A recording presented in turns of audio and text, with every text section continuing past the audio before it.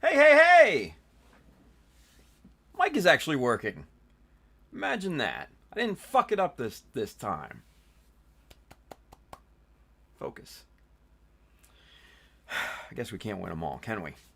Anyway, welcome to the Child of Mecha live stream. I am your host, Tim, the one and only Child of Mecha, and tonight, yo, check this out.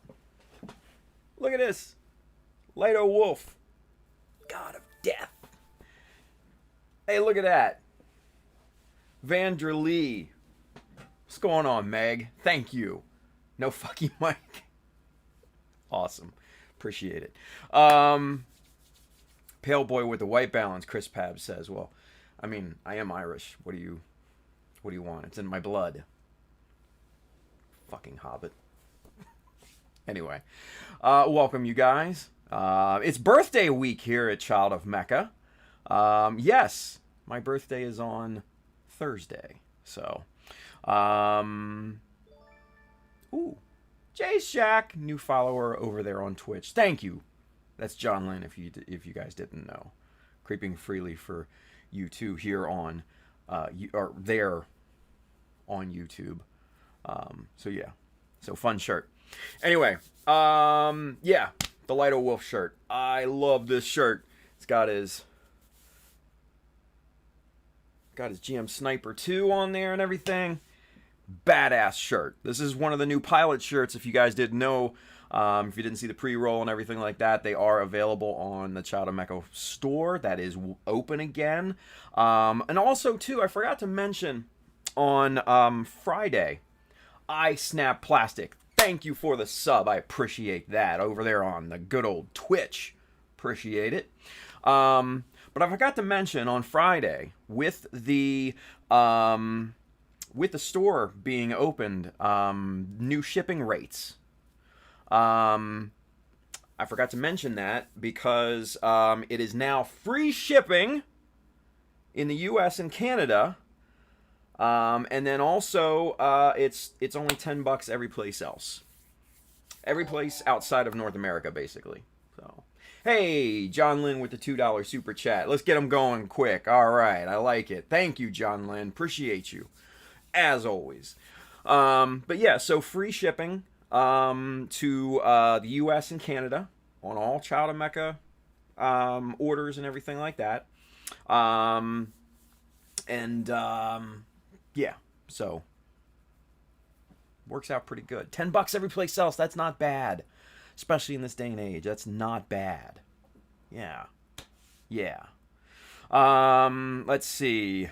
RF Aurora. Mr. Andrew. He's over there on YouTube. He says, holy crap, what happened to the backlog shelf? Andrew, you didn't watch Friday's stream, obviously. Did you? You need to go back and watch that. That gives all the context for what's going on. And where I've been. And all of that. Yeah. 5PC something something over there on Twitch. New follower. Thank you. I appreciate you. Meg is over there on Twitch. She says it's looking bare as fuck. Yeah, well, that's what happens when you got to pack your shit up and move, right? So, but it is what it is.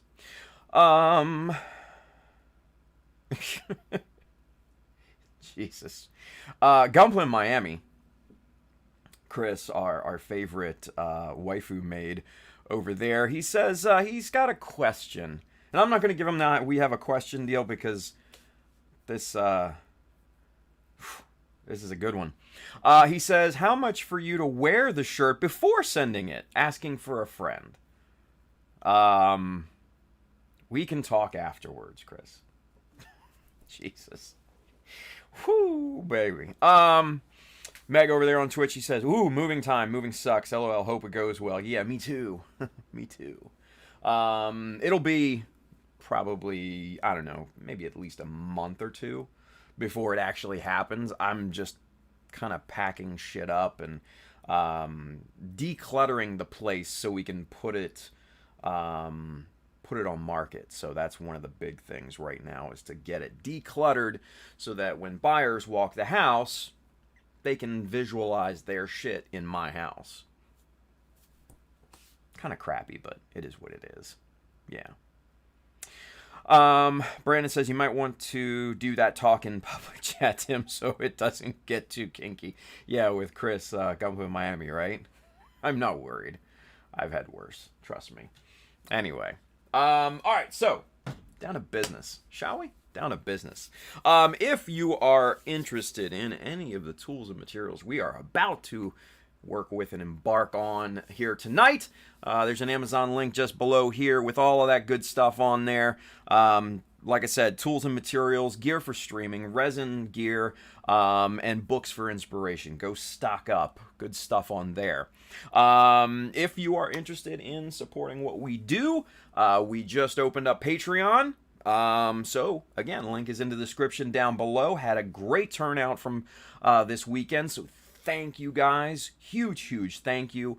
20 new patrons. Amazing. And the cool thing is that we're sitting at 4 away from doing the first giveaway. Yes, 4 patrons is all we need. 4. And then we're going to be giving away either a shirt or a huge 24 by 36 inch poster print of one of the deals in the store. So that will be a choice for the winner. So if you haven't signed up for the Patreon, go get you some. I mean, the bottom tier is only $1. $1 a month. That's not bad. $1. Alex Andrews, man, with the $5 or £5 British pounds super chat. Thank you, Andrew. I appreciate it. He says, all my support to you. Support it on Patreon. Need to get used to your stream time again, right? Whoo, it's late in England, man. Late. Anyway, Meg says, have a good stream. Thank you, Meg. Appreciate you. Anyway. So, Patreon is open. The store is wide open. Everything there is good to go. So, go stock up on all that stuff, yeah? And as always, if you're interested in kits, paints, materials, accessories, Mecha Decals, sheets 1, 2, and now 3 is up there on our good friends USA Gundam Store, Adam, and the fine crew right down yonder. Will definitely have what you need. So go and peruse the USA Gundam Store website as well. And also, I got a good kind of a good feedback from stores wanting to carry Chata Mecha decals as well. A few had approached me over the weekend and stuff like that. So it's very easy to sign up. If you have a store in your area that you want them to sell Mecha decals, Flex Merquise, oh my God, is a new follower. We all hail to the Flex. Flex Merquise. We're not worthy. Like Wayne's World. We are not worthy. Anyway, if you want your local hobby store to start carrying Mecha decals, it's very, very simple. There is a wholesale link at the bottom of... Where is it here? USA Gundam Store's website. All they got to do is hit that link, fill in their information, and then they will get the ball rolling on that. And it's a very simple process. And if they have issues, hit me up. So, let's see. Flex Merquise over there on Twitch. She says, "Eat my butt, Tim." Jesus. Hey, and then our good friend Sorvan, he's over there on Twitch as well. He says, "I assume that's you, Tex?" No, that is her long lost sister, Flex Merquise. Yes. Sorvan, if you missed it on Mechanism, it was probably a month or something back. Barbatos over there on Twitch is a new follower. Thank you. Appreciate you. Yeah. Flex Merquise. That's a story. That's a story. Anyway. Let's see. Alex Andrews over there on YouTube. He says, "So fun story about your decals. A family friend had ordered some for me and shipped them out with other odds and ends. Get here, turns out they hadn't shipped them." What? What's up with that? Jeez. Incredible. But use them for their own projects. That's messed up. That's messed up. Wow. Andrew, that's or Alex, that's when I'd start fighting. Start swinging hands. Gotta.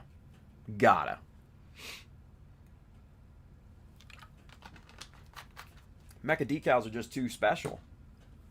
That's when you start throwing hands. That's messed up, my friend. That is messed up. Yeah. Anyway. Miguel over there on YouTube, he says, is today the day I finally get to see the infamous Child of Mecha building shit? I mean, there are hundreds of hours of me building shit on my channel. But live? Sure, why not? Anyway. Okay. So you guys, thank you very, very much for all of your support and everything on Friday and throughout the weekend. Humbled, amazed, thankful, all of the above. I don't have the words beyond that to really express my gratitude. Just amazing. Amazing, amazing, amazing. So thank you very much. Really, really appreciate all the support and everything. Yeah. I say let's get going, shall we? Yeah. Hey, there's Scuffle. One of my favorites over there on YouTube. He says, welcome back, sir. Heard your story and hope and happy future. Aw, thank you, man. Thank you. James Douglas says, Tim, why you moved from your remixed RX-78 to the Quel? That's a great question. James, that's a very, very good question. Actually, it's a very simple answer, though. Just trying to get my feet wet. I haven't worked on anything in like 8 months. So, just trying to get my feet wet again. You know, kind of get my skill sets back to where they were before I stopped streaming and everything. Just, you know, like I said, just trying to get my sea legs back, so to speak. That's basically all that it is. It's practice. So, yeah. R for Roar, yeah. Well, Andrew says Tim needs to get his groove back. That's for damn sure, right? That's for damn sure. Gotta get your groove back. Anyway, Luis, Mr. Ultraman Dyna's over there on YouTube. He says, I'm buying myself a couple shirts from your store right now as a birthday present. What? Thank you, Luis. Appreciate that. I appreciate that. Anywho. All right. With that being said, let's just double check over here on Facebook right quick. Just to make sure. Okay, cool. Because it's weird. The chat program that I use, it wasn't picking up like all of the Facebook comments and stuff on Friday. And I missed a bunch of them, and I'm sorry about that, you guys. I don't know. It's changed since we last streamed. Like, back before I could see like how many total viewers there were and everything. Can't see it now, which is kind of shitty. Cause, you know, I'm interested in that. You know, I want to see how that all looks. And I can't see it anymore. I mean, I can see it on the individual pages and everything. Like, there's, what, 50 some odd watching on YouTube right now. And I'm sure there's a bunch over on Twitch as well. So, I mean, that's a good thing, yeah. But I like to see the number real easy so I don't have to click back and forth, you know? Restream, get your shit together, man. Get your shit together, man. Anyway. Greg Blair, he's over there on YouTube. He says, oh, that thing for your daughter said will be in either tomorrow or Wednesday. Thank you, Greg. I appreciate you, buddy. Appreciate it. Edwin RSA. What's going on, Edwin? Good to see you, man. He says Tim needs to get his mojo back. Yeah, that's 100%. That's 100% accurate. So with that being said, let's get our mojo back, yeah? Woo! Here's a sight we haven't seen in a while. Look at this. Julio, clipping nubs. Shut up.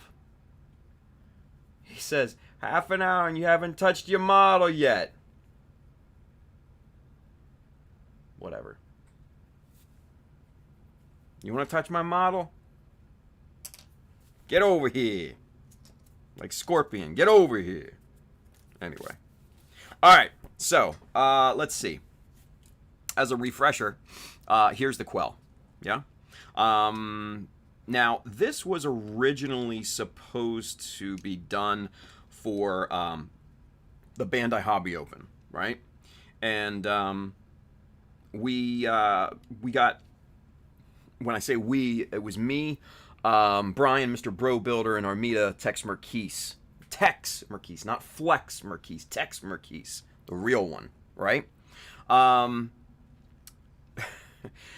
We got kind of not commissioned, but hit up by Bandai Bluefin here in the States to build models so that we could show them off, you know, for the event and everything. We had 10 days. 10, that's it. Like, I can't even apply decals to a model in 10 days. Like, it was an insane deadline. An insane deadline. Hey, Strider Prime. Thank you, Johanny. Appreciate the $1 Patreon deal. Thank you. I still need to fix that damn notification. I hate that.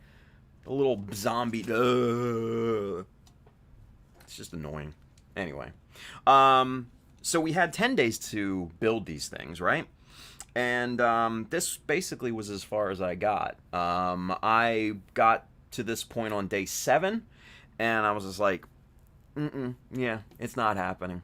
Nope. Tapping out. And I was done. Thankfully, Brian and Armida got theirs done. And they looked great. They looked great. So, like I said on Friday, if you haven't seen them, go to their respective Instagrams. Give them some love. All that. Do it. Do it. So anyway, so what we'll do is we will finish up this guy. And this is not going to be an in-depth type of thing. This is strictly going to be simple details. Not scratch building much of anything. Maybe some just little detail pieces and stuff like that. Probably not even going to go the route of airdrop on this one. This is going to be very simple. No base, just this model. Simple details. Paint it up, make it look good. Boom, out the door, moving on. That's the plan. I would love to have this thing done by the time that I move. And I think, I'm thinking it's probably going to be completely possible at that point. Because I've already got most of the chest done. The backpack, the skirts, front, back, and side, and the crotch piece here. All that's done. The arms are getting there. The shoulders need work, and the legs need work, and obviously the giant clown feet here too. But so yeah. So this is what we're gonna be working on. But let's just catch up with the chat just real quick. I know it's gonna piss off Julio, but hey, it ain't your show, man. Let's see. Carl, Goalie Zero over there on Twitch, he says, I can barely unwrap all the runners in 10 days. Right? Jesus. Pabs over there on YouTube, he says, do you want me to send you your Rona dance so you can use that instead? Rona dance? I'm not following. Let's see. Edwin Arce says, good to see you, Tim. I'm on my second painted build. Should be done in 2 days. Awesome. Nice. Strider Prime, Mr. Johanny says, it took me 2 days to put decals on my wing for cock. Why 10 for you? Because I like to decal the shit out of things and I go slow. That's why. Julius Dembski says, question. We have a question. Will Flex be making an appearance on the next mechanism? That's a very good question. I think we're probably going to need to have to ask her handler, Frankie. So, Frankie, I think we'll need to answer that. So I defer that question to him. Greg Blair says, yeah, 10 days is not long at all for something like that. Yeah, especially with the with the level that I expect myself, you know. So, let's see. Campo Uruguay, Mr. Javier says question. Boot it up here. Come on. There we go. Question. He says, I'm a dum-dum and I broke a .2 BMC chisel. Oof. Getting a replacement is out of the question until I can go back to Japan. Which one you recommend? Madworks, Dispaye to replace it? I think either one of those, Javier, would be fine. As we've done tests before many moons ago, there's little difference. Logosaurus Rex over there on Twitch. Thank you for the follow. Appreciate you. But yeah, there's very little difference in terms of line quality between BMC and Madworks, and then I hear great things about Dispaye as well. So I think either one of those you'll be fine with, to be quite frank. So yeah, I wouldn't worry. So weigh the pros and cons of both. Ergonomics, price, storage, all that good stuff, and go with what works. Yeah. Brandon says, LMAO, that means it will be done 6 months after the move. I sure shit hope not, man. Let's see. Ooh, somebody just messaged.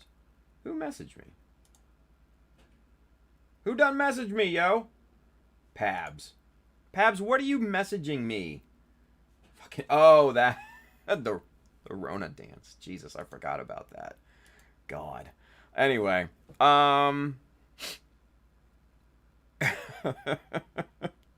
Jesus.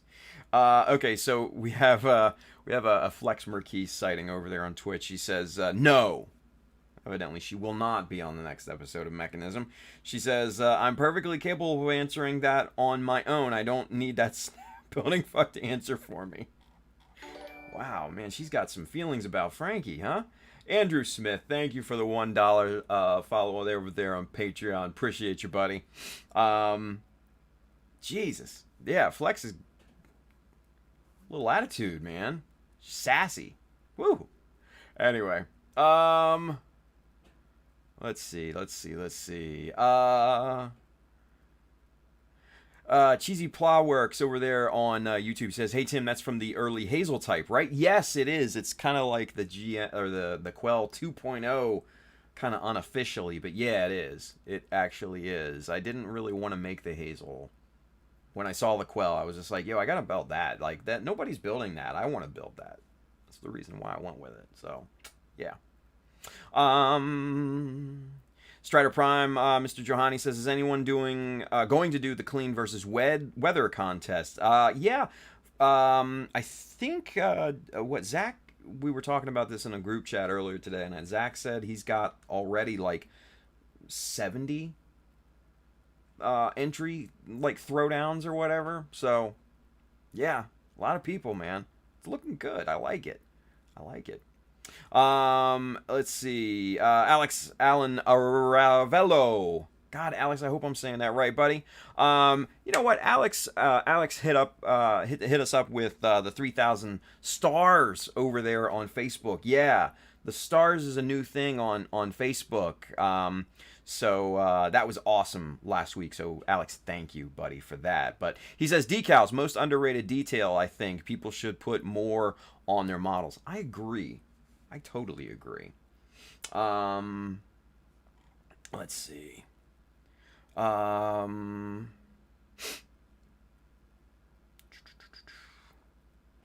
Frankie wants to know, why am I her handler? I don't get paid enough for that. I haven't seen her in months. That's not what I heard. Sheesh. That's not what I heard. Anyway. Miguel says Flex is starting her own Flexinism. With hookers and blackjack. Wow. Woo! He's... Chris Pab says, that man has no consideration for U.S. times. Wow. Whatever, man. Whatever. Anywho. Let's see. Campo Uruguay, Mr. Javier says, I'm going for clean build. Nice. Goalie says, the meta is imploding in on itself. It really is. Poor Flex, man.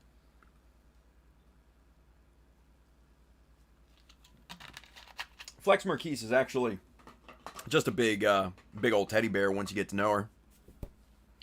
Really. She's just a big old teddy bear. Gruff exterior, gooey caramel center. Yeah. So. Tiago Oliveira over there on YouTube. He's got a question. We have a question. He says, I tried the Chopper 2 and I feel like my cuts aren't 100% straight. I can't get a perfect square shape. What am I doing wrong? Feel like the piece deforms and slips. Ah, great question. So, there is, there's two sides to that, right? So, if you mean from a profile, like you're cutting a piece of plastic and it's like this angled, then the piece of plastic that you're cutting is probably too thick.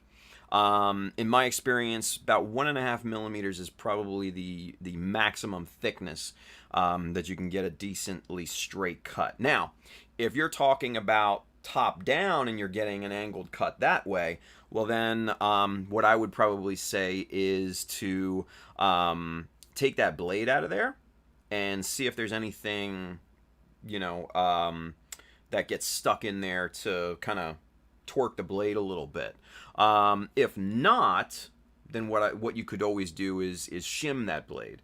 And what I mean by that is cut the piece and find out where the angle is, and then in the blade holder in the Chopper 2, put, you know, like a piece of folded paper or something like that on the opposite side, and that will counteract that that angle and try to get that blade straight. It's going to take some trial and error, but you should be able to adjust that accordingly with just a little paper shim or something like that. Should be very easy to fix. Other than that, 1.5 millimeters is probably about the maximum thickness that you can cut with any measure of accuracy at that point. So, yeah, I would go with that. Good question, though. Anyway. Brandon says, look at Tim flexing on all us with all the BMCs. You know, they've been sitting here for months. Trust me, that's not a flex. It is literally just they've been sitting here collecting dust, basically. So, yeah. Let's see. Flex Marquise says again, eat my butt, Tim. Wow. Gumbo Miami says, don't trust Flex. I brought her over and she stole all my fruit snacks. Yeah, that's not surprising. That is not surprising. Remember, gooey caramel center. Yeah. Greg Blair says, Flex is a teddy bear only when she finished that paint bucket of White Claw. Right? Scuffle says, yeah, 1.5 millimeters is the max. I cut Legos all the time on my Chopper 2, and then have to sand that same side to get a nice 90 degrees. Yeah. Let's see what else we got here. We got so much going on in the chat, obviously, if you couldn't tell. Tiago Oliveira says, thanks, I'll try that. You're welcome, man. Anytime. Alex Sandrew says, dust check on those chisels, Tim. Yeah, they're probably, yeah, dusty. Char Twins over there on YouTube says, what size plastic strips do you use for the lights on kits? You know, that varies. Usually I tend to go with a 0.5 millimeter thickness, and probably like a 1 millimeter width. Sometimes I'll go smaller and thinner than that, but that's usually about you know, what I like to work with. Sometimes what I'll do is go 0.25 thickness and then 0.5 millimeter width for like the really tiny ones. But for, say, let's see, like right here, like these little guys right here on the shoulder joint. This is 0.5 mil by 1 millimeter right here. So pretty standard. I would say. Gives a good look, good scale, the whole 9 yards. So, great question. Let's see, Carl, Goalie Zero over there on Twitch, he says, also, don't slam your chopper handle down like you're playing whack-a-mole. I've seen it. Yeah, I've seen it too. It's not pretty. It's not new. Let's see. Brandon over there said someone on a train forum posted a link to thicker blades they use with the chopper too. Try to find it, but it was a while ago. Interesting. Thicker blades. I don't know. I don't know about that. I mean, I like the standard blades. I mean, they cut and all that really nicely, so yeah. Anyway, whoa, look at that. Haven't had these on in a while. At least since summer, since I was working on this thing. Man. No, you know what? I take that back. I was fixing something for my daughter a couple months ago, and I had to throw these on. Man, but it's weird. It's definitely weird. Okay, so tonight we're going to be working on the legs. So let's get these guys pulled off of here. Throw the torso up there. I think what we're going to be starting to work on is the knee here. I really, and you can see it there in the highlight, I do not like this pre-molded indentation thing here. So we're going to start by filling that and then just kind of wrapping and strapping over that and just adding some general detail and stuff. So let's get you guys zoomed in. Woo! There we go. That should be fine. All right. Brandon says they were stiffer, so made cutting thicker material easier. Okay, cool.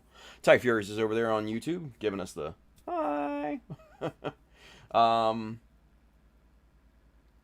Interesting. Okay, so Julius Sarge, he says Ace Hardware sells their name brand blades that are thicker. Interesting. Huh. I did not know that. I have an Ace Hardware down the road from me. I'll have to check that out. Yeah.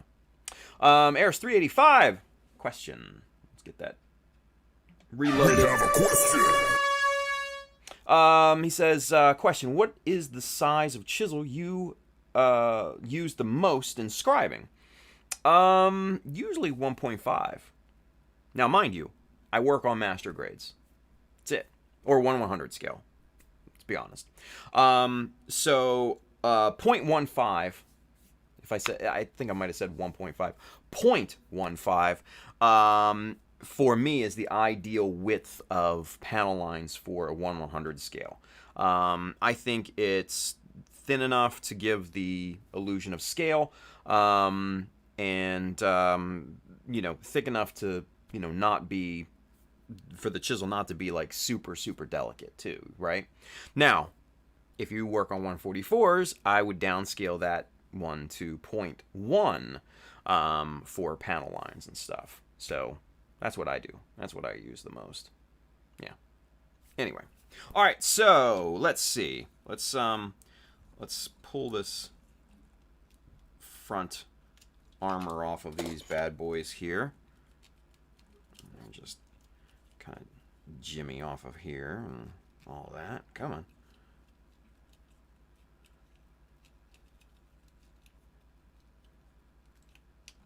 Almost. There we go. Jeez. That one didn't want to come off. All right, so here are our two basically front lower leg armors. And like I said, we're going to be filling these pre-molded indents in there.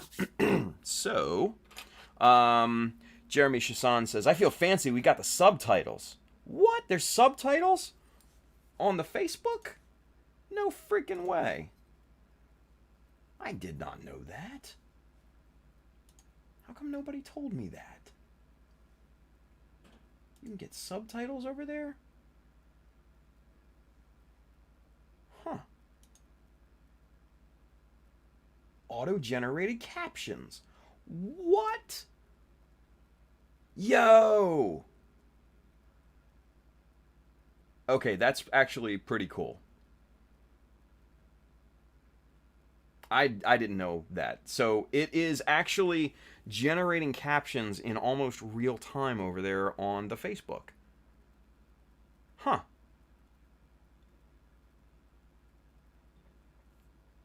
pretty cool.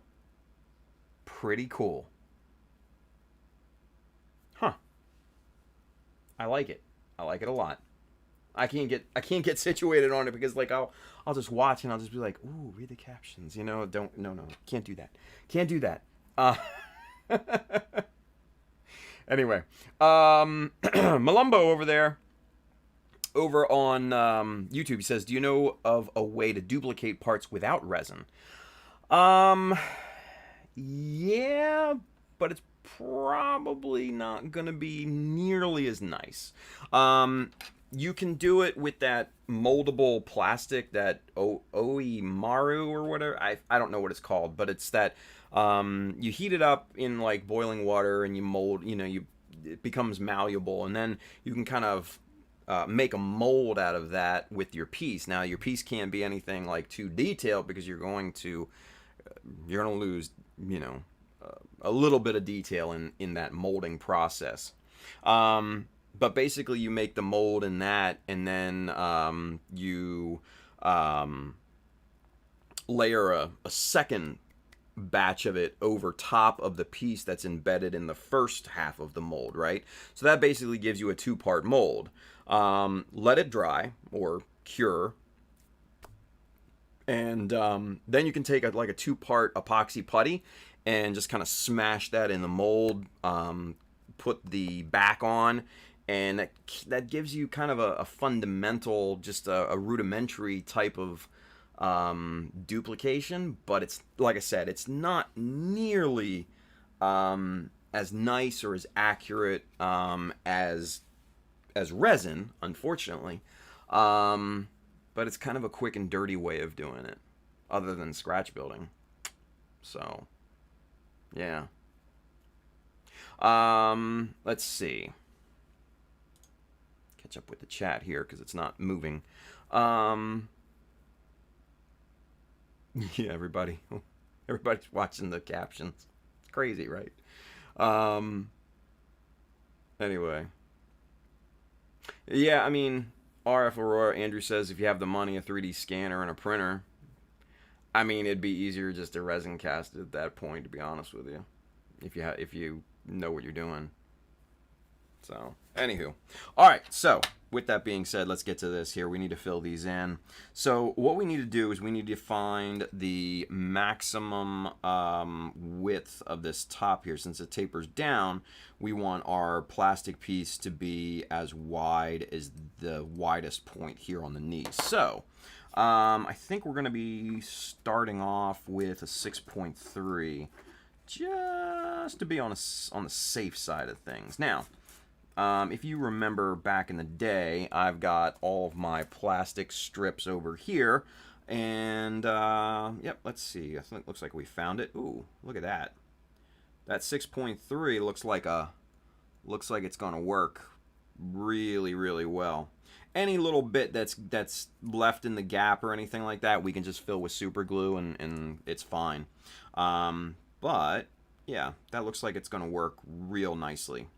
So, what we're going to do here is we're going to just, you know, we don't have to be super accurate with this because we're filling it in and then we're going to plate over top of this. So, you're not really going to see anything. So, what we're going to do is we're just going to clip this a little bit above where that needs to be. And then we're going to line this up with the bottom of that pre-molded piece, right? And then we're going to flip this over, take our pencil, and mark the top of the piece. So now we know how tall this piece is going to be, and we also know a starting point for where we need to start tapering this piece down, right? So now, again, quick and dirty, we're just going to eyeball this, right? And I'm going to start off pretty conservatively, maybe 0.5 millimeter in at the bottom. Nothing crazy. Nothing crazy. All right, so just like that, we've tapered that, and it's still a little wide, so we need to go a little bit more, of a taper. But instead of using the nippers, we're going to start with the file here, and we're just going to file that down just a little bit. This is one of the El Cheapo files from Amazon, and it's very aggressive, very, very aggressive. So that's why we're not going, you know, too much on this right now.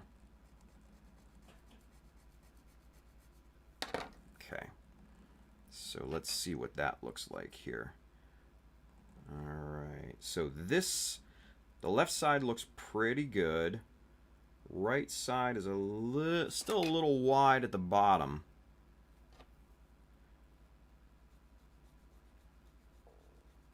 Okay, let's see what this... Yeah, bingo. There we go. Now we're in good shape.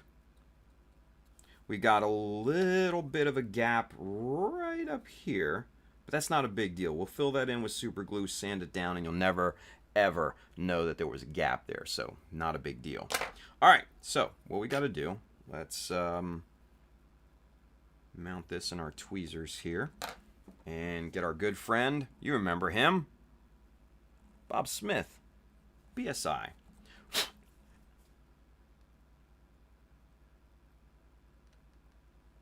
Just kind of spread that around in that pre-molded detail there. And lay that in there. Press that bad boy down. The super glue is going to fill in any of the gaps and everything in there. And it's just going to make a nice filler so that we don't have to go back and fill that in with putty or, you know, any of that crap. And if you remember back from many moons ago when we live streamed, super glue is actually the perfect filler. It really just is, because the density is about the same as Bandai plastic when it fully cures, and it's an adhesive, and it's just super easy to work with. And it dries very quickly, cures very quickly, rather than having to worry about waiting for you know, gap filler or, you know, some sort of putty, surface putty or something like that. It cures very, very quickly. And this is the big one, if you use lacquer paints like Mr. Color, Gaia, SMS, Moto, whatever, then this super glue is impervious to solvents. So that's a big thing. That's a big thing. So anyway, let's see. Let's get caught up here real quick. Wow, Chris. Gumbler Miami says, "Oh baby, getting to see them, see what them hands do live." Yeah, well, hey, here we go, right? Pabs has a question. We have a question. He says, how do you keep your angled lines symmetrical? With something like this, Pabs, it doesn't matter. This is quick and dirty. This is just filling in. And then any gap that may be left just fills in with super glue. So I'm not worried about having perfectly symmetrical lines with this. Now, if I was, then, you know, you'd get out the little T-square and start making marks. Yeah, and trying to be super accurate with that. But for something like this, it really doesn't matter. It can be quick and dirty, and it's nothing. So this should be perfectly fine now. So we're gonna clip off the excess, just like that. Got to still have a little bit of overhang there. That's actually what we want at this point. And why is that not moving? Come on, jeez. Anywho, Robert Cottrell's over there on Twitch. Hey, what's going on, Robert? Good to see you. Superset with the sub. I didn't know I was subscribed. Hey, good on you, son. Let's see. RF Aurora, Mr. Andrew, he's got a question. We have a question. Speaking of lacquer paints, has anyone tried the new Tamiya lacquers in the jars? I have not, because I haven't been able to get my hands on them. Tamiya's dragging ass with distribution on those, I think. Of course, they sent an entire set to Adam Savage back... I don't even know if it was last year. It might have been 2019. But yeah, they sent him a full set of them. And I know he used them on one of the one-day builds that he had. And yeah, I mean, they looked really nice. So, I don't know. To me, if you're watching, send me some paint, dude. Come on. Anyway. All right. So, with that being said, let's see. We need to cut the excess off here. So, we're just going to use our hobby knife and just carefully trim that back. And we just let the hobby knife glide right across the top here. And that gives us a nice template to use. Now, we're a little... Focus. All right, so we're a little proud right on top here. But that's a good thing, because we can file that down, and we can get a perfectly flat surface here, right? And then, like I said, any gaps in this, we just fill in with super glue, and nobody is the wiser. Like Adam Savage says, it hides our crimes, right? There you go. Anyway, let's see. Let's find a better file, not the aggressive one. Here, this one's good. All right, so we'll just start going to town here on this. And actually, we might want the aggressive one. Actually, we might want the big mama. Yeah? Yeah. See, this here will give us a nice, flat, true surface here.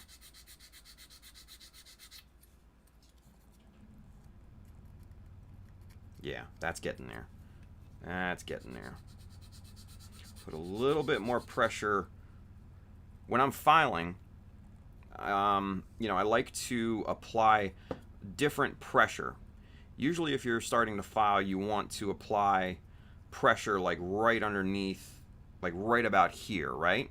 Now for this, what I'm going to do, since we can see that the file started to flatten that part out, I want to apply pressure more on the back end here of this piece. So that's what we're attempting to do here.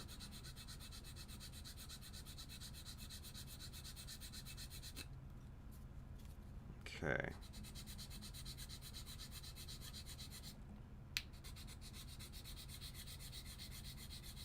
And I'm not going just straight back and forth. I'm trying to do like little circular motions here, and so it doesn't cause any tooth indentations, you know, the teeth from the file here, right?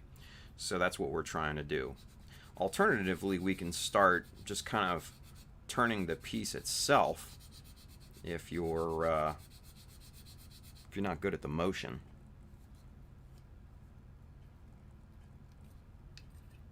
And then we can kind of turn it this way, and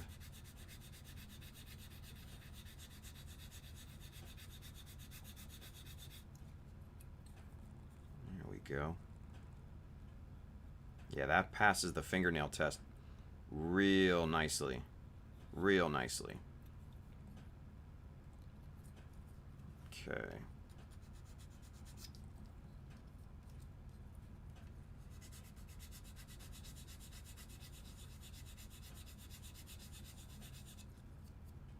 Cool. Okay, so now we're done with the file. Now we're just going to get some sandpaper here, and we're just going to just sand this down and really just make this whole surface nice and even with one another. And we can see our high points, our low points, but that looks pretty good. When you have a consistent sanding area like what you see there, that's when you know everything is flat and level. That's looking really good. And then of course, you know, you give it the fingernail test. I can tell that there's some little gaps in here that obviously will fill, and I was expecting that, but up and down right here, nothing. There's no catch at all. No catch. So that's a really good thing. It's a really, really good thing. All right, so there's a bevel right here that's molded into the plastic. So we're going to try, we're actually going to pull out Big Bertha here, and we're going to try and match that. But actually, what I'm going to do first is trim the corner off here.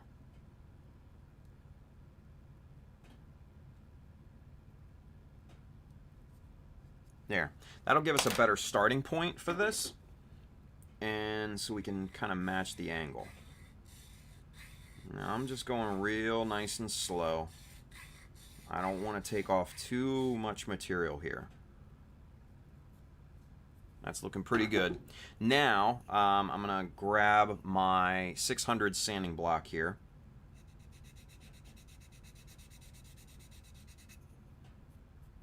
Just really nicely even that up.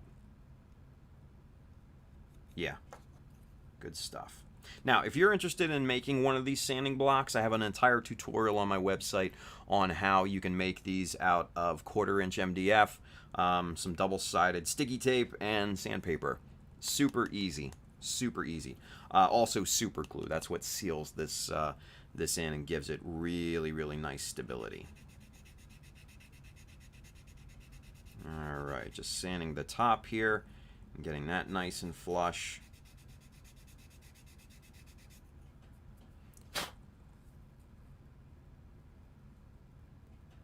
Yeah, that's excellent.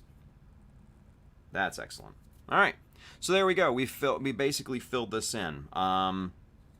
If we wanted to, which we're not going to be doing, if we wanted to keep it just plain and not, you know, cover this fill, we would go back in here and fill this in with super glue, the whole 9 yards and everything. But again, we're not going to be doing that. We're going to be strapping over this and adding some detail to the knee here.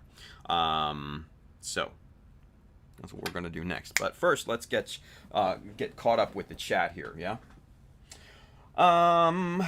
Let's see. Brandon says still want one of those wave T-squares. Yeah. There's oh God, what company? It might be Squadron or something like that. George, Old School Gunpla. He actually has one from another company, and I think it's an American company. Hey, Mr. Grimm, $5 pledge over there on Patreon. Thank you, man. Appreciate you. That's awesome. But yeah, Old School Gunpla, Mr. George, has, I think it might be Squadron. I'm not 100% sure, but he's got an American brand of the T-square, and it looks really nice because it has, you know, it's basically a metal core, and the top part, the T part right here, is like wrapped in plastic or vinyl or something like that, which actually looks kind of nice. I'm not gonna lie, but definitely. Brandon, check with George and see where he got that from. He might have gotten it on Amazon, but I don't know what the brand of T-square, you know, that he has. So double check. Robert Cottrell over there on Twitch, he says, "Are you still on Facebook?" It's been a while. Yes, I am. Robert, yeah, still rolling. Just started back up on Friday, so if you missed Friday's stream, I highly suggest that you go and watch it, because it kind of explains everything that happened and where I've been and what I'm going through and everything like that. So yeah, check out Friday's stream. That's the best thing I can say. That'll get you brought up to speed with where we are right now. Let's see. Julius Dembski Sarge says, update on Ace Hardware blades. Single edge razor blade 100 pack. Jeez. .012, I guess that's an inch blade thickness part. 17716. Nice. I'm gonna have to save that. Thank you, Julius. Let's see. John Lynn says, I've missed this, Tim. We back to learning, right? Hey. Jumanji 33 over there on Twitch. New follower. Thank you. Appreciate you. Let's see. Miguel wants to know, has your Amazon tool list been updated recently? Honestly, no. No. It's one of the things that I have not had a chance to update. I've spent the entire weekend updating stream graphics and all sorts of other things. And hell, I just got done right before the stream. Literally transferred them into the folder where all the graphics are, probably about 15 minutes before the stream started, just to check that they were here and the right ones and all that stuff. So I have not had a chance to update the tools list as of yet. There's probably a bunch on there that are like either out of stock or not available or whatever. Man, not wearing this thing for 8 months, it kills my forehead. What the hell? It's another thing I'm gonna have to get used to. Jesus. Julius, yeah, thank you, Julius. He says if you type question before you question it, it makes it easier for Tim to see. That is actually true, but I'm just going through the chat, so it's not a big deal. Let's see. Brandon says, I have the one with the orange head on it. It is okay, but the lip on the back is not very prominent for hooking it onto the plastic, if that makes sense. No, yeah, it absolutely does. Hi, Craig says, I have the T-square with the orange top. I got it from eBay. There you go. Wave is much nicer. Yeah, I mean, probably. But if you can't get the wave one, it's there. I don't know. Options, right? Anywho, let's see. Julia says, don't be shy. Tim is always happy to answer questions. It's true. It's true. Even if it is one that has been asked before, members in the chat are also a good source. Yeah, I'm a noob. Julius, but you're getting there, man. You're getting there. Like leaps and bounds, you're getting there. Like, super proud. Super proud. John Lynn says, I really did, Tim. For some odd reason, my brain picks up learning anything Gunpla related better with you teaching it. Aww. Everybody, let's get an aww for John Lynn, yeah? The Ungawa over there on YouTube says, I bought an ultrasonic that Tim suggested, and it works well, but I recommend the larger one on there. Yeah, the larger one, I think, is... It obviously, it's more expensive. Duh. But when you have a bigger one like that, you can fit so much more parts in there, or and this is the big one, bigger parts, right? Because there were some parts, especially like on the Hummingbird, if I had a smaller ultrasonic cleaner, there's no way I would have been able to fit them in there. No way. So having the bigger ultrasonic cleaner definitely, I think, helps if, obviously, if you're in the market for it. So, Spider2K2, James, what's going on, buddy? He says, just want to say that I recently got into resin 3D printing, looking to print future panels and parts. Nice. It's awesome, dude. Let's see. Goalie Zero, Mr. Carl over there on Twitch says, gotta toughen up that skull, Tim. Squint gains, right? God, like right here, like just, it just like throbs after a while. Never had that problem before. Maybe it's all the stress.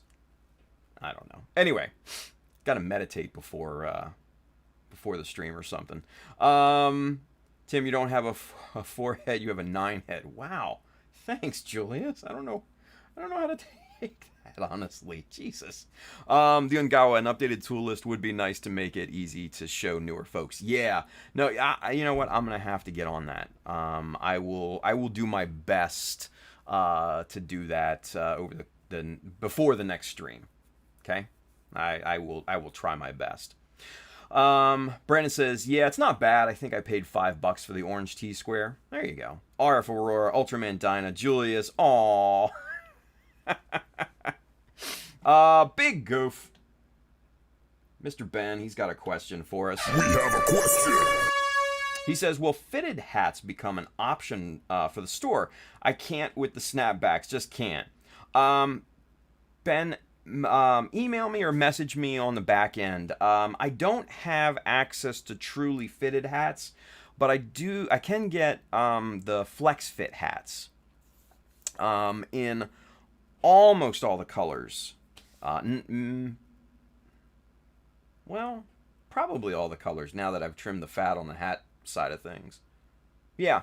Like I said, message me or email me, either one.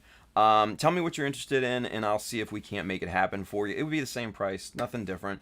It would just basically be a custom order, and that's not a big deal. It's a few clicks, and it's easy. It's very easy. But yeah, just let me know what you're interested in, and we'll hook it up. Let's see. Pab says, we're nothing but knowledgeless shrimp to John Lynn, I guess. Wow. Arf Aurora. Excuse me. Suggestion, Tim opens a school of model building. Yeah, I don't know how well that would do here in the States. Maybe in Asia, but I'm not looking to move there anytime soon. Just saying. Just saying. But I like where your head's at, Andrew. I do. The Angawa says, yeah, the larger one costs more, but makes cleaning the larger resin pieces easier, or cleaning bigger batches. No, absolutely, without a doubt. Without a doubt. But then you get something like the big twin tower thing that Pabs is working on, and you basically have to break out the pressure washer that you clean the house with, and you gotta spray that sucker down, right? Jesus Christ. I'm sorry, Pabs. I don't envy you with that thing. Whew, boy. Anyway. Excuse me. Let's see. John Lynn says, it's not like I haven't told y'all this, Pabs. I'm a dum-dum who has trouble learning Lolo. Nice. Kenneth over there on YouTube, he's got a question. Let's boot up the question. There we go. We have a question. Did Tim getting hype on the Master Grade Gundam Mark V Bandai announced last year? It's like, I don't know. The Mark V is cool and everything. It's not really my flavor. I don't know. It's just something about it. It's just, I think it's a cool design. It's just not for me, right? But I think it definitely has its pluses, right? Now, they made it like a Dovin Wolf, or the newer version, like the AOZ version of the Dovin. I forget what it's called. Then I'd be hyped. I'd be like, I need that. So, but yeah, no, I think having the Mark V out is definitely a step in the right direction. Let's put it that way. So, Big Goof, Andrew, Ben says to Andrew, RF Aurora says, follow the Patreon if you haven't already subbed. He did, actually. Let's see. Superset 5 over there on Twitch. He's got a question. We have a question. He said, what did Darth Vader say to the auctioneer? What is thy bidding, my master?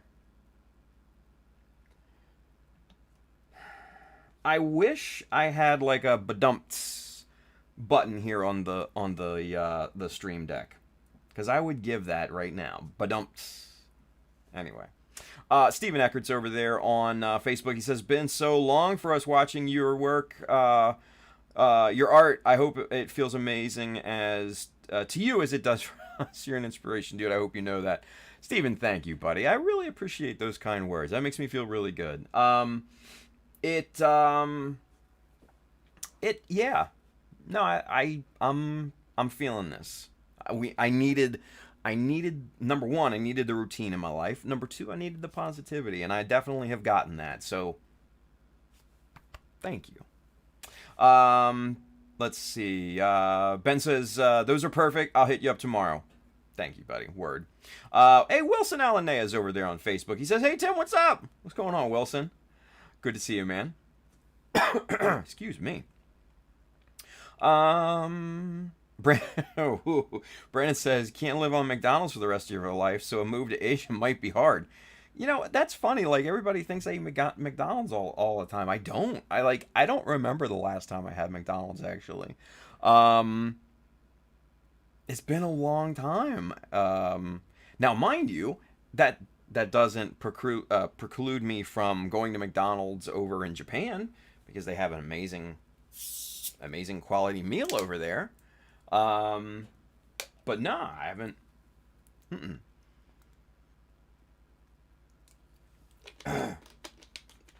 I don't go to McDonald's all that much. Nope. Anyway, let's see. The Ungawa says, Pabs is going to spend a day just cleaning that thing. Oh yeah, the Twin Tower thing. Yeah.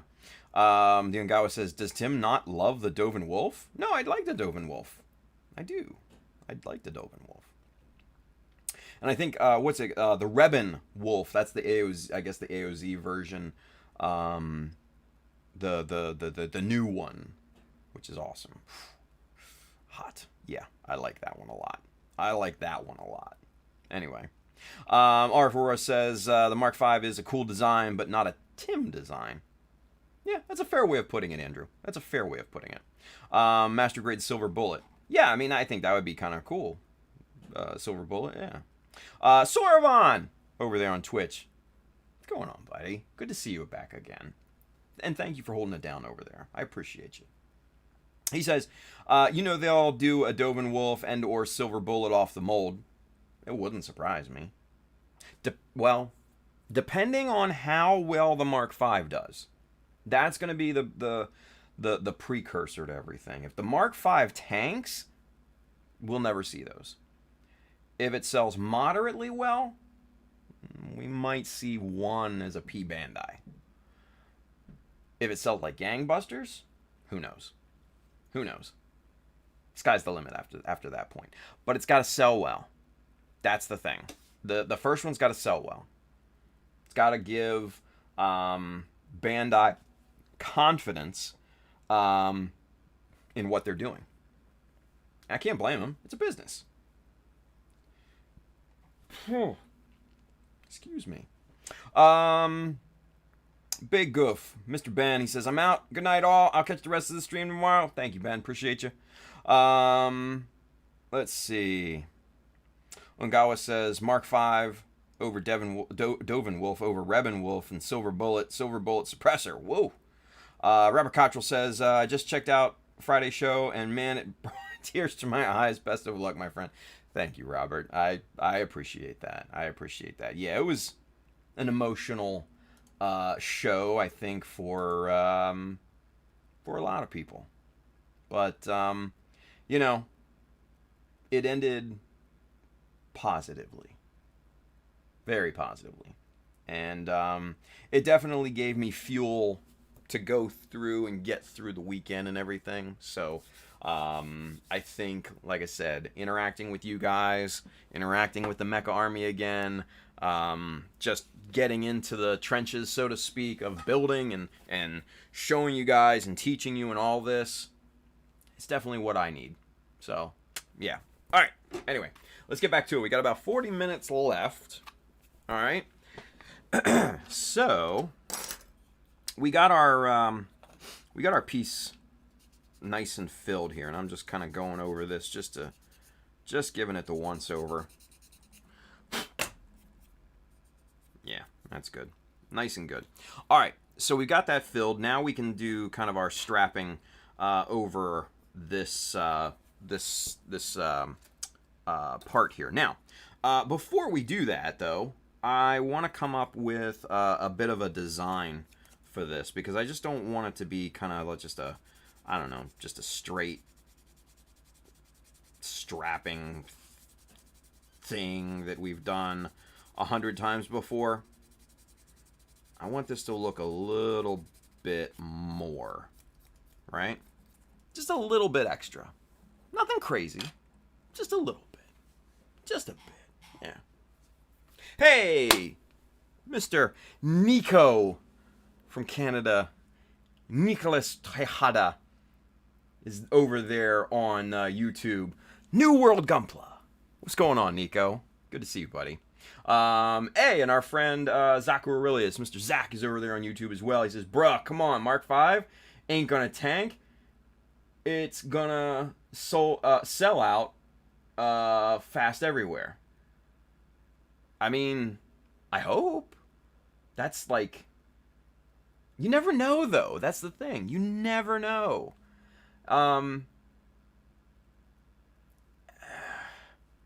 You know, we know what we like here in the States, right? And other countries know what they like and stuff too, right? But the Japanese are... I don't know, man. They're like... It's different. It's a different mentality over there. And I can't explain it, and I don't know why that is. It's just... I don't know. I always have to question how something is going to sell. I just don't know. And he says, and look at the design side by side. There's hardly much of a Mark V kit that could be repurposed for a Dovin or Silver Bullet. Japanese love Sentinel, dude. No, I trust me. I realize that. And they love the Zeta Plus, and they love the S and the XS and all that shit. The Zeku, what is it, Zeku's Way or whatever, and all of those. I hope that it does well. Don't get me wrong. I'm not saying that I hope that it doesn't. I hope that it does well. I don't know. I'm not one to predict the future like that. Not in sales. Yeah, I don't know. Everybody thought the Perfect Grade Exia would sell like, you know, gangbusters, and then it kind of sold pretty well, and then they put out the 7 swords, and everybody's just like, oh, the 7 swords, yeah! And it sold for shit. Literally shit. I don't know. It's a fickle market, man.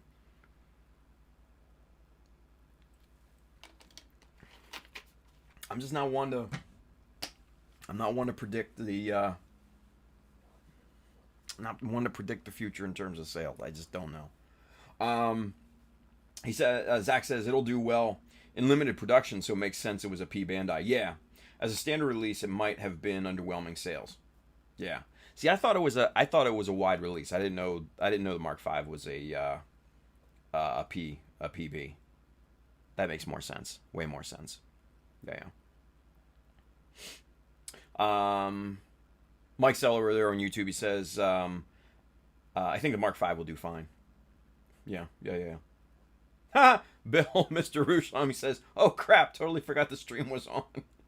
What's up, Bill? Oh man, Charles Brenda Steven says, somebody tell Bandai to finally make that Master Grade Kshatriya. Yeah, oh god. The hell. Why can I not escape this thing? So, funny story. Evidently, Samuel Decal had a friend who had an Ellen Kshatriya come up for sale, and he posted it on his site, and it sold out very, very quickly, evidently. He only had one, but he was selling it for almost $700 US. No way. But then... I forget which group it was. Somebody posted a petition for Bandai to make a Master Grade Kshatriya and everything, and it's just like, oh, come on, just stop. Just let them do their thing, man. Come on, let them do their thing. Anyway, Chart Twins, Mr. Austin, he says, oh snap, is that regular coat? No, actually, that is still zero. Hey, Mikey Wine, with a $10 super chat. Thank you, Mikey. He says, great to see you back, my friend. Love you, brother. Thank you, Mike. Appreciate you. Mr. Bill Ruslam says, wing binders would need serious mechanical designs for Bandai to make it. Yeah. Yeah. Yeah, and Scuffle says Master Grade Kshatriya sounds like a good idea until those binders break, unless they make them metal parts, right? Malambo says, when will we get a Master Grade Danazine? That's what I want to know. Danazine? I don't know what that is. Sorry. But yeah, the Master Grade Kshatriya is going to need a significant engineering feat for all of that to happen. I don't doubt that Bandai can do it. I mean, they've made significant engineering, strides and evolutions in the past. I mean, hell, look at the injection molding processes that they've developed over the years. So I don't have a doubt that they can do it. It's a fact if they want to do it. If they want to. Yeah. The binders obviously are going to be the big elephant in the room. How, number one, how are you going to pose them? How are they going to be posable? And if you pose them up, from the anime or something, how are they going to stay up? Because they're going to be heavy, right? And there's going to be a lot of stress on that plastic. A lot of stress. So how do you do it? I'm thinking at most they're probably going to need to go back to ABS for a lot of those inner workings, because ABS is stronger. And that's what inner frames used to be made out of. Just like, the Zeta Plus, full inner frame, all ABS. But I think those workings are probably going to need to be ABS. Maybe some screws. Yeah. Maybe some some springs in there too, to help hold the binders up. And what I mean by springs is if you had like a sprocketed type of rotation mechanism in there, the spring could poke into that sprocket and help support it up, right? So there's going to be significant upgrades to their engineering. That's for damn sure. Yeah, that's for damn sure. So, anywho, let's see. Scubble says RE100 Kshatriya is more likely. Maybe if they even keep that line alive. I don't know. I don't know if they keep that line alive. I really don't see it, because there hasn't been any significant updates to that line in a long while. Mike Skyer says 1/100 Nobel Gundam when, right? Mike Cell need a damn goddamn Gundam 2.0. Sorry, I like my version better. Hey, Tex Merquise, Miss Armida. She says, you don't, Finn. Anyway. REI GOG would be great. I agree, yeah. Ken says, Master Grade Kshatriya may use those metal parts that Bandai developed on the recent Perfect Grade Gundam, just improved with their tech, right? Let's see. Bill says, just for text, when we get in the Perfect Grade Tequila Gundam. Whew. Gumbo Uruguay up here says, could be a nice opportunity for Bandai to use the MGEX brand on a Kshatriya, use metal parts and stuff to support the binders. That'd be expensive. I mean, the Kshatriya is going to be expensive no matter what. That's probably going to be a $200 kit, just like the Deep Striker, right? Almost a $200 kit. It has to be. It's that big, right? You know, along the lines of the O and the perfect Xeon Master Grade. It's a lot of plastic and a lot of engineering that's going to have to go into that thing. Andrew says, screws in a Master Grade 1010, worst kit ever, as some people would say. Nah, man. I don't know why people are so against using screws on models. I don't get it. Like, the old ground Gundams and stuff like that, those kits had screws in the elbow joints. And they were fine. Lasted years. So, let's see. Tex, Miss Armida says, if you finish the bottle in one night, it's at the bottom.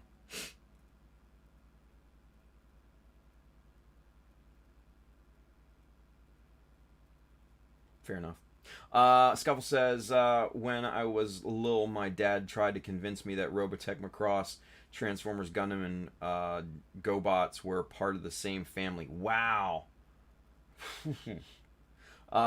Brandon says, I feel like instead of a master grade, it would go right to a perfect grade just because they would have to do all the extra engineering. I don't know if they'd... I don't even know if they'd call it... I don't know. Let's see. Armida Tex Marquis says your dad was refunded parties. Wow. In response to Scuffle. Let's see. RF Aurora Andrew says latest update on the RE100 line would be the Vignagina 2 Jupiter Battle version. Yeah, and that was a while ago, I think. Let's see. Dean says perfect grade Kshatriya would be too expensive. Yeah. Scuffle says LOL, nah, the Kshatriya will be cheap without the binders. The binders will be P Bandai, obviously. Nice. Let's see. Zach says, here, Tim, you see much about the Judge kit? Yeah, I thought it looked awesome, honestly. A bit overpriced, but it looked amazing. He says, I was actually impressed with the metal/plastic pre-built frame. I did not know it had a pre-built frame. He says, I didn't care at first, but it's nice, solid, better than Bandai high-res frame. Shit, alright, there we go. Scuffle says the gimmick for the Kshatriya will be Bandai will supply you with a metal hanger, and you have to cut it to length and bend it to attach the binders. Nice. Tex Marquis says, back to Zach, she says, the Judge is Noise. Wow. Channeling our boy Gary. Noise. I miss Gary. He's a good dude. For those of you that don't know Gary, YRAG Gunpla over on YouTube. Just a great kid. Mike Skyer says, my Judge should get here tomorrow. Can't wait. The FOMO has been killing me. Jesus. Nice. Anyway, alright. Let's get on this, shall we? Yeah, I think we should. Alright, so I'm thinking we do kind of a nice big kind of strap over this this top here. Now this is 10 millimeters wide here, this ruler. And it's just under that, so I think we might actually just go 9 millimeters and save ourselves, give us a little bit of room on both sides, right? So I think that's what we are probably gonna do. Now, we need to find a 1/2 mil piece of plastic. Do my calipers even work anymore? Look at that. They actually have battery life. Holy shit.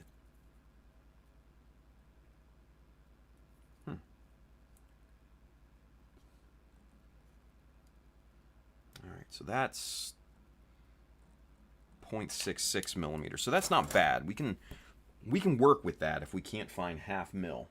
But I know I have to have 1/2 mil around here somewhere. Ah, here we go.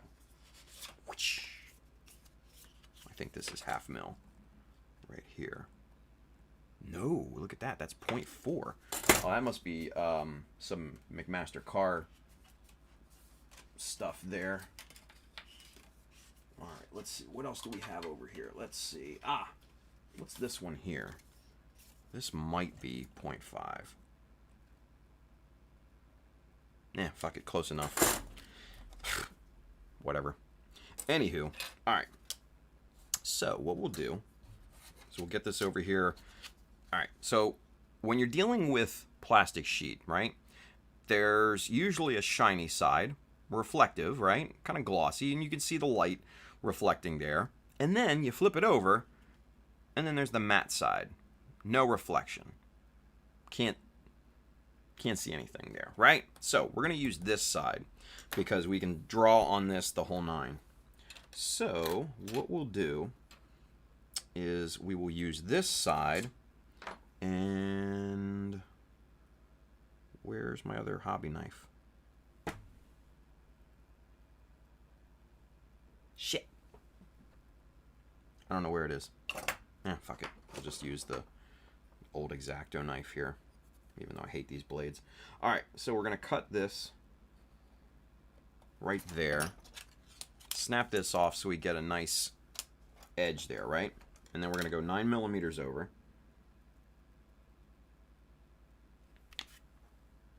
Right there. And corresponding cut. And snap, right? So we've got 9 millimeter approximately strip here. 8.8, we'll deal with that. We'll go with that. And now that perfectly covers that piece there, right? And now that is going to be our piece that straps over the knee, right? And we're just going to wrap this around. Now what we're going to do is I think we're going to bring this down, and since this is a gradual transition, it's not sharp, we can actually just bend that into place and just kind of go from there, right? We can just bend it and it'll stick, right? So let's see, how far do we want to go up on that bend though? That's kind of the big question. And I'm thinking 7 mil. Yeah, 7 millimeters, and then we'll make a mark. We don't want to bend this until we're ready to apply it, right? That's the big thing. We don't want to bend it until we're ready to apply it. Now, what we're going to do first is we're going to put a couple of miters on these corners, right? So we've got our chopper 2, right?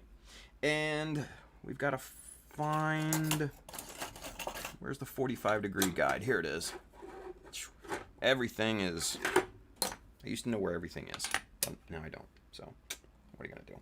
Okay, so we've got our 45-degree in there. We've got our stop block. We need to gauge this.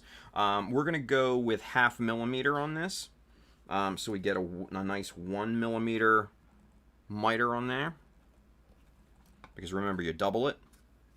And boop, right there.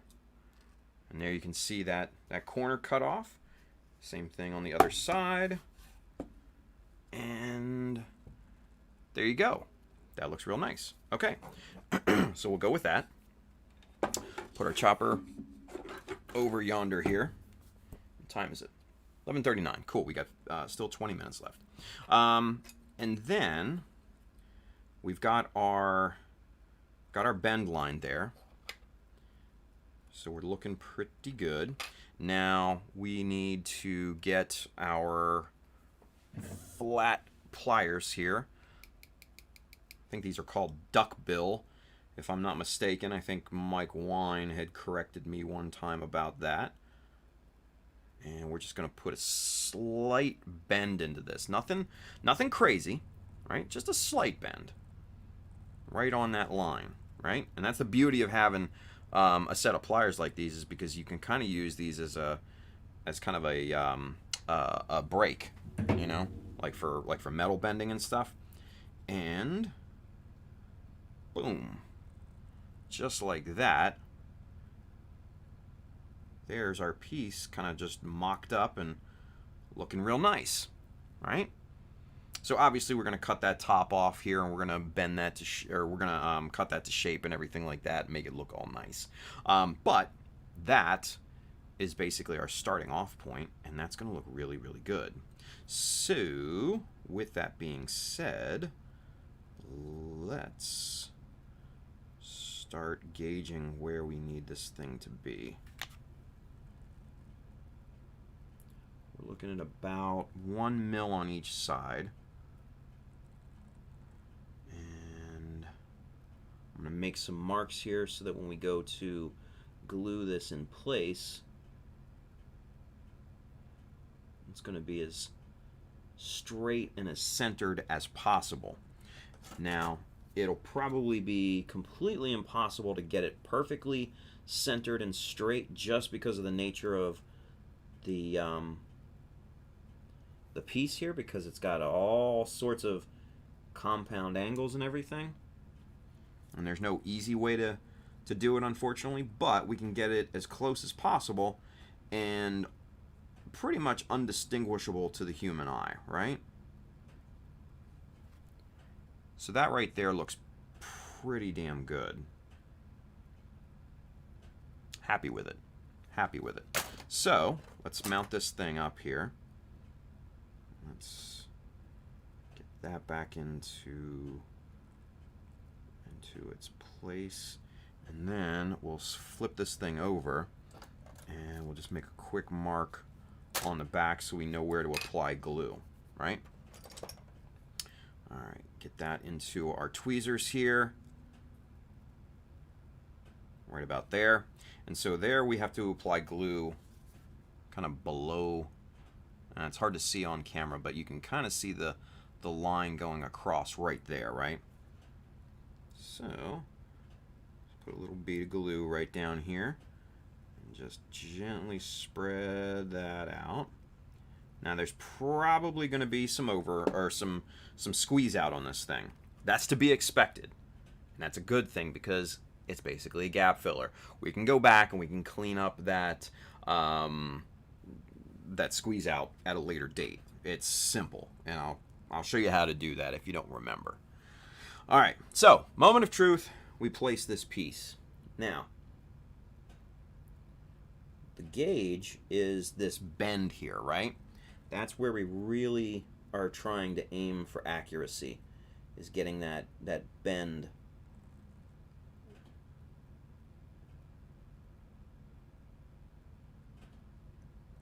Yeah, good amount of squeeze out on this. But that's fine. Like I said, not a big deal. Not a big deal.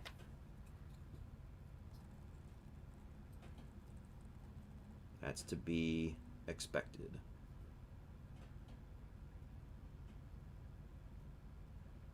All right. Let it grab. All right, and then we'll hit it with a bit of Insta-Set here to quickly cure that glue. And that should be good. We're going to let that marinate for a few minutes while we catch up with the chat. Okay? So there she is. That looks pretty straight from what I can see on camera, right? So I like the placement of it. I think we put way too much glue on it. Live and learn.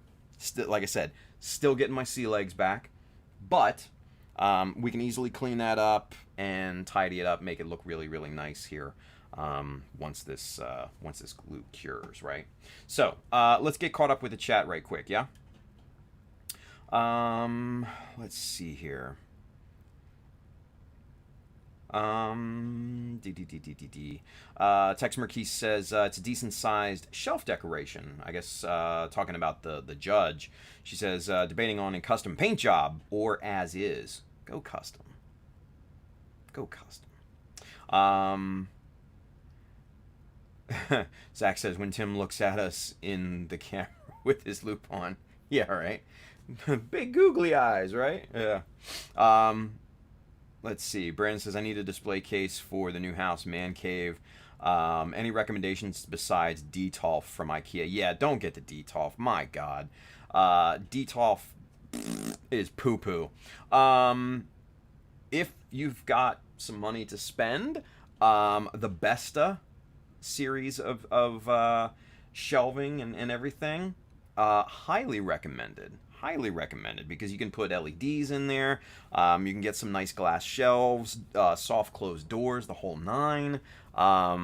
That's I really, really like the Besta. I actually have one of those out in my office area, and I think that's what our entertainment center is going to consist of at the new place once we get settled in and get a little bit of money saved and stuff. I think we're gonna go Besta on there. So it's a nice line. So, and IKEA, so it's relatively cheap for what it is, but it's still a little expensive. It's not a Detolf, let's put it that way. It's way more sturdy. Scuffle says, "Oh no, Tim has lost the ability to judge thickness by sight alone." Yeah, I know, right? I mean, that's what happens when you're off 8 months, right? You get rusty, and that's why I'm working on this GM Quel. Let's see. RF Aurora Andrew says, "McMaster Car sells sheet styrene?" Yeah, dude. Big sheets too, thick sheets. I think they sell up to a 1/4-inch thick plastic sheets, which are just insane. So yeah, and it's pretty inexpensive too. Just not in the millimeter variety. It's in inch imperial measurements. So it's a bit weird.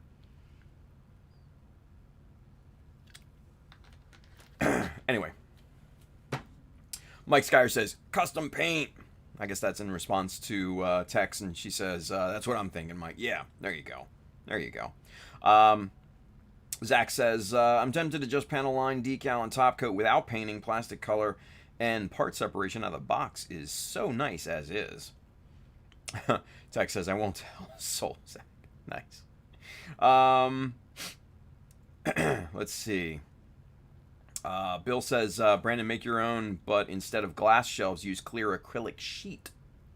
Interesting. Although the strength of acrylic sheet is not exactly up to par with glass. That'd be the only downside.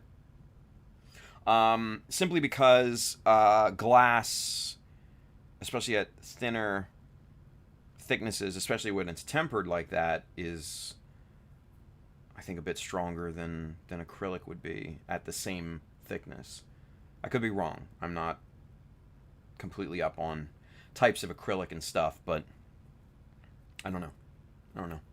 Things to think about. Food for thought. Let's see. Scuffle says, "Damn it, I watched your live build of the Judge, knew nothing about it, and now I need it." Nice. Mike Skyer says, "You got 2 months. Do it for the contest." There you go. Superset5 over there on Twitch, he says, "Sorry, not sorry, Tim. Thought I'd start another collection." Nice. Brandon says, "Bill, I've had time. That sounds great, but I just don't have the time." Trust me, there's not enough time in the day. There's not enough hours in the day, especially now being a single dad. Fuck. I wish there was like 36 hours in a day, really. Tex McKee says, "Debating if I have the time. If I'm being honest, I have other commitments in that time frame that are taking priority." Vince is over there. Vincent Lewis Sr. He's over there on Facebook. He says, "Hey, Tim, glad to see you back, bro." Thank you, Vince. I appreciate you watching, brother. Let's see. Andrew says, "I would do the contest text, but I still don't have some place I can paint." Mikey Wine says, "You are correct, sir." In my best late night voice there, Ed McMahon was the guy. "Yes, you are correct, sir." old Johnny Carson reference. So most of you aren't even old enough to know who Johnny Carson was. Anyway, Pabs says, "Don't make me come down there, Zach." Wow. Bill says, "Brandon, look on Craigslist and whatnot for a Detolf where the glass exploded. They are cheap. Then go to Lowe's, Home Depot, and get custom cut acrylic sheet to use instead of glass. Or get a bookshelf and use the acrylic shelves rather than the supplied wood ones." Brandon says not a fan of Detolf, to be honest. Yeah, me neither. Me neither. I don't know. They look and feel cheap to me. I don't know. Maybe it's just me. Maybe it's just me. Scuffle, surprised you're not making 2 of these pieces before trying to glue it down. Yeah, I can replicate it. It's not a big deal. I'm not sweating it at this point. Let's see. R4 says, night all. Good night, Andrew. Appreciate you watching, man. Zach says, Chris, please come down here. 10 years in Korea and no deadbeat U.S. friends have come to visit. Wow. Brandon says, might just end up doing floating individual shelves along a wall with acrylic boxes over each model. There you go. Pab says, I'll be your deadbeat anytime. Aww. Oh, man. Julie Stemsky says, I'll be on the next flight. Can you pick me up at the airport? Nice. Brandon says, Zach, aren't you moving back to the States? Scuffle says, Zach, but isn't Alex originally from the U.S.? Yeah. Zach says, Alex is from the U.S., but we met here. Gotcha. Scuffle, everybody visit Zach in Korea after he's already moved to the States. Yeah. Zach says, moving back to the U.S. towards the end of the year is the plan. Nice. Brandon says, what part of the country? He's going to work at USA Gundam Store. So moving to Florida. Anyway. Ruslan Bill says, so from what Zach is saying, we should start planning a Mecha Army get-together in Seoul next January. Jesus, no. Scuffle says, Korea 2022. Bill says, just kidding, but a welcome back to the U.S. party sounds like a nice idea next January down in Florida. Or maybe later this year at the USA Gundam Store Mecha Expo. Because Adam said that seems to be the plan at this point. So, yeah, there's that. And he said that live. He said that on one of the morning episodes with Zach. So I'm not like speaking out of school or anything like that. So it got put out there. That's all I'm saying. Got put out there. Let's see. Sam L says, wife wants to move to Florida. We'll probably be there in the next year or so. There you go. Scuffle says, forget putting Gumball on shelves. Just hang everything from the ceiling with fishing line. Like old school kids did with the planes and everything. Yeah. Like you see in movies. Bill says, or you could make bases that connect to the model in the back and mount them on a wall. See, that's actually kind of cool. I actually kind of had an idea about that, but I don't know. We'll have to see. Anywho. All right. So, yeah, this thing is nice and cured, looking good. Solid. That thing ain't going nowhere. So we're going to clip off the excess here. Right down to there, and that's looking really nice. So let's get the shades back on here. Try not to spill our Instaset, and let's get to work cleaning this thing up. What time is it? 11:53. So we got a few more minutes here. A few more minutes. Zach says, sorry, took over the chat there for a minute. No big deal, man. Never have to be sorry about that. All right. So for those of you that don't know how to clean up super glue squeeze out or any type of adhesive clean out, I'm gonna show you here. So what we want to do is we want to go down the perimeter of this piece, and we're going to make 2 cuts. We're going to make the vertical cut going down first, right? And then we're going to make a horizontal cut underneath of the adhesive and riding right along the plastic second. Now the reason why we want to do that is we want to separate the glue, the squeeze out here, from the piece itself. Or you could potentially pop this up when you cut this glue away. So we need to separate the glue from the piece. That's the crucial point. So that's why we need to make the vertical cuts first. So we'll just kind of, actually it'll be easier going this way. So we'll go down this piece and just push our knife down into the glue right along the edge of the piece. And it's not a big deal because we're going to be outline scribing this piece, or perimeter scribing, or whatever you want to call it.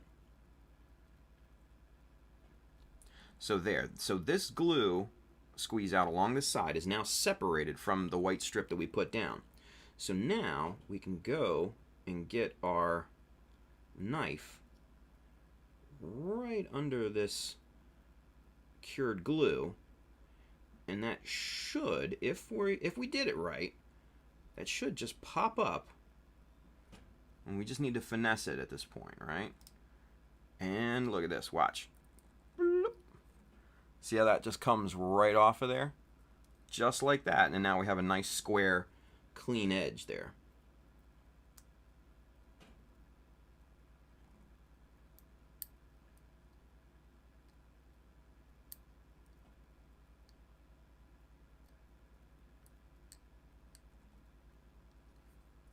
And there we go.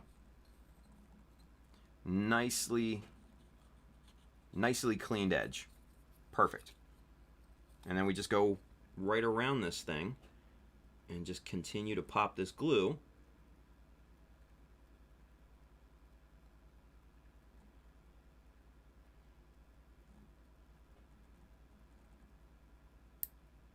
Just like that. You see how it just comes right up? And it just scrapes right off. And now that edge is really nice and clean. Super easy. So there, now that whole edge is completely clean, straight, and just a nice corner right there for us to scribe into. So that's what we're looking for. That's the idea anyway.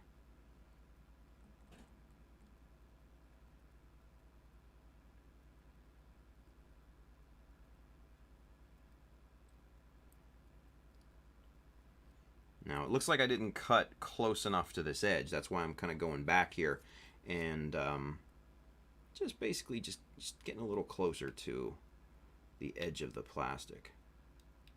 Just trying to get as much of that off of there as possible, right? Okay, now we're going to cut. Need to be careful with the corner pieces here.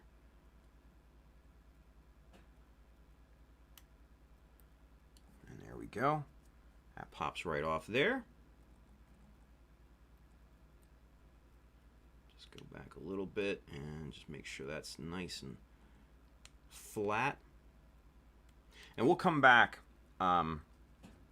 after we clean this out, and then once we outline scribe this, we'll come back with a nice sheet of sandpaper, and we'll sand that down nice and smooth. And like I said, you will never ever know the difference. Now, this doesn't just pertain to like super glue.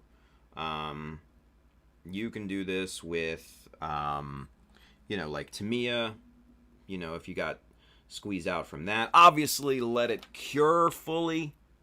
That's crucial. Let it completely cure, and once it's cured, then you can go back and do this operation, and it'll come up just like what you're seeing here. But this is the easiest way that I've found to clean out, you know, glue squeeze out.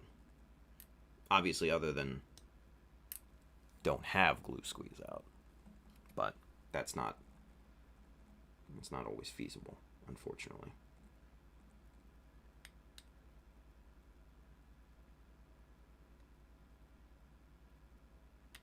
All right.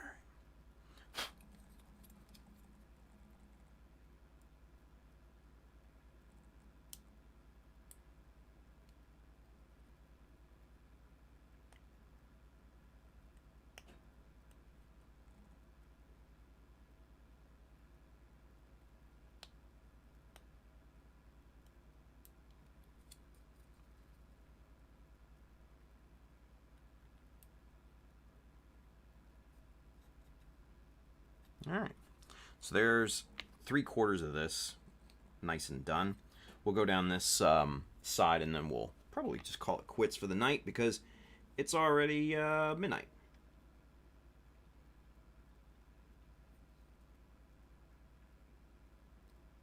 Okay. And like we did, we're just going to basically push down vertically right along the edge of this plastic strip that we put in.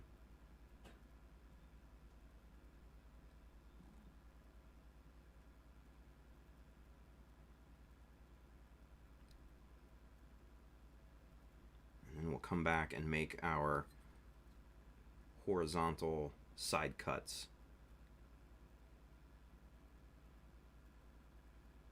Just like that. And we do the same thing with the miter down here. Let's get that moved out of the way first.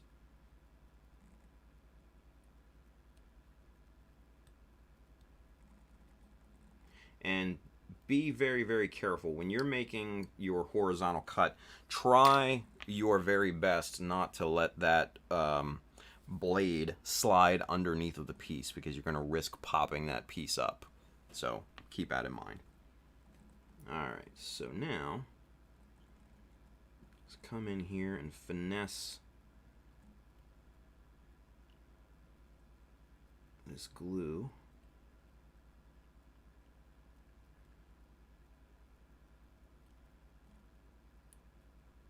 And sometimes you have to go back and put a little bit more pressure on the vertical. And sometimes that'll just make the glue pop right off, right? There we go. There it goes.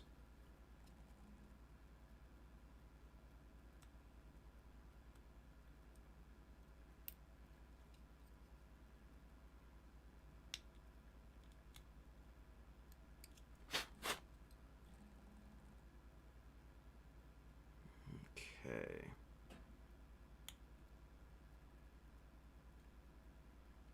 Now, obviously next time when I go to glue this other piece down, I am not going to use nearly as much super glue as I did, because this here, this is ridiculous.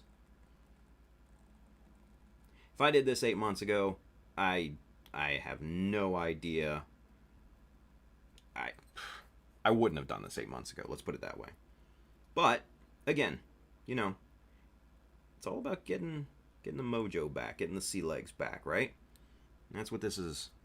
That's what this Quel is about. Getting a win, getting something finished,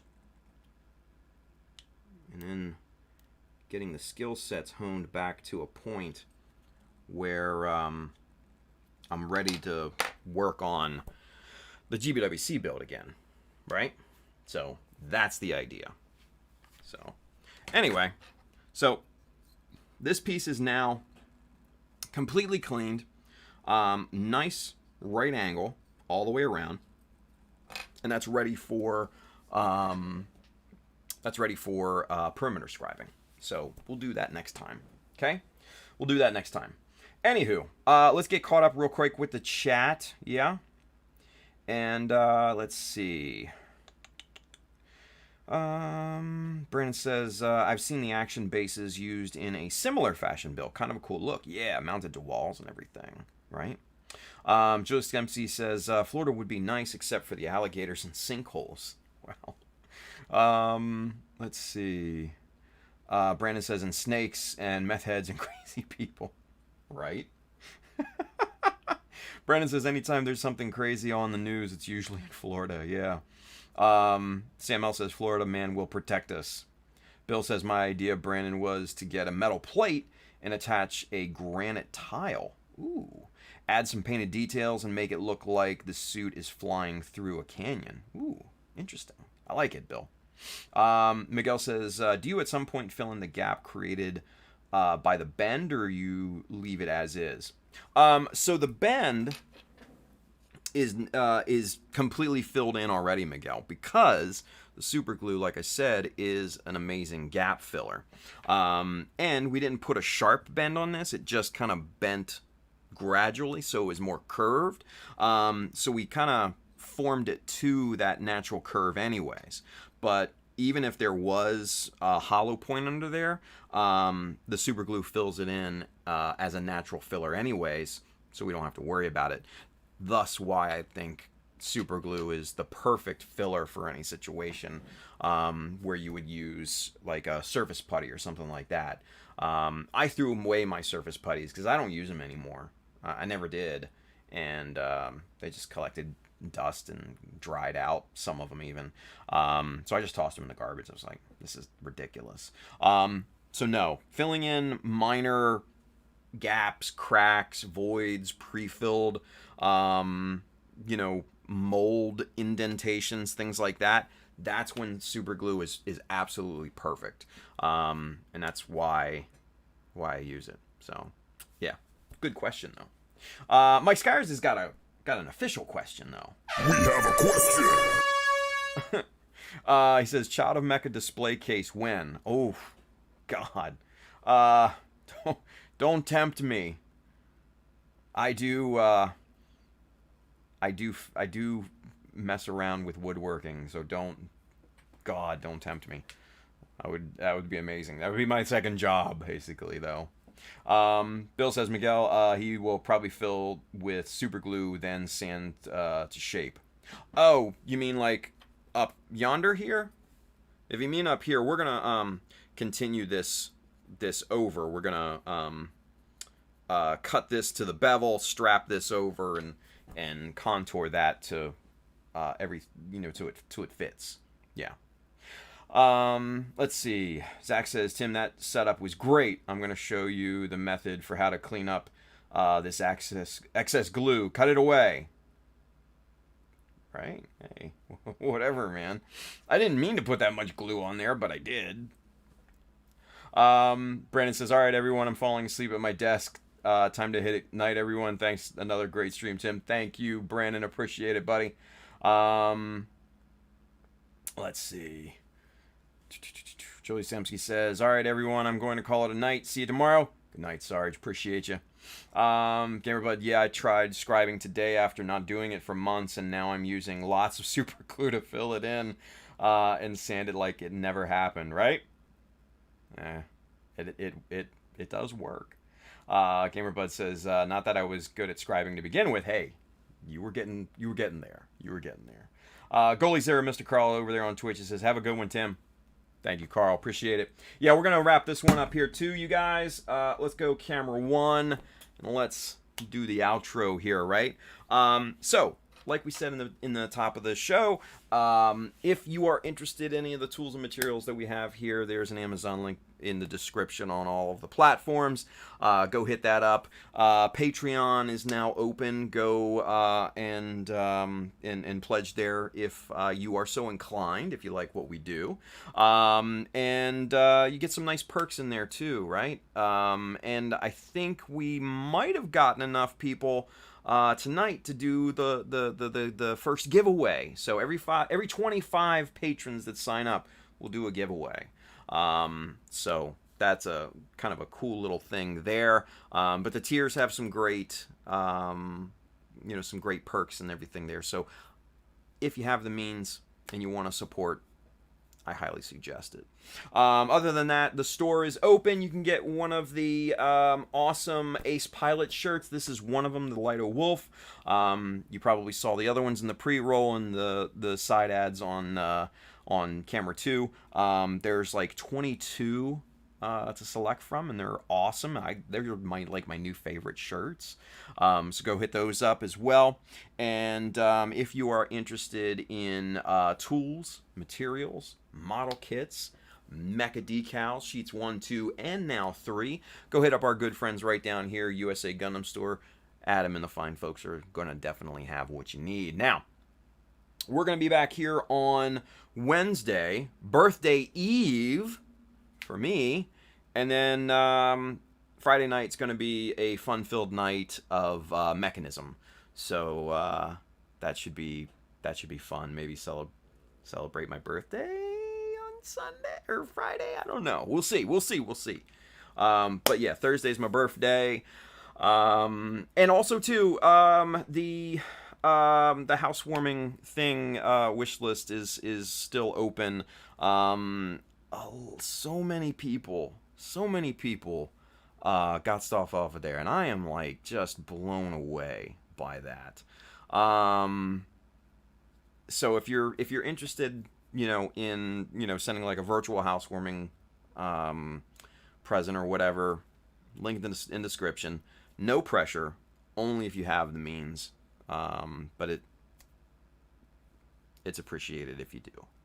But anywho, so we'll be back here on Wednesday. You guys, come on back. We'll work some more, get the mojo back in line, and see what happens. So until then, you guys, be safe, have fun out there, and just build some cool stuff. Okay? I'll see you Wednesday. Bye.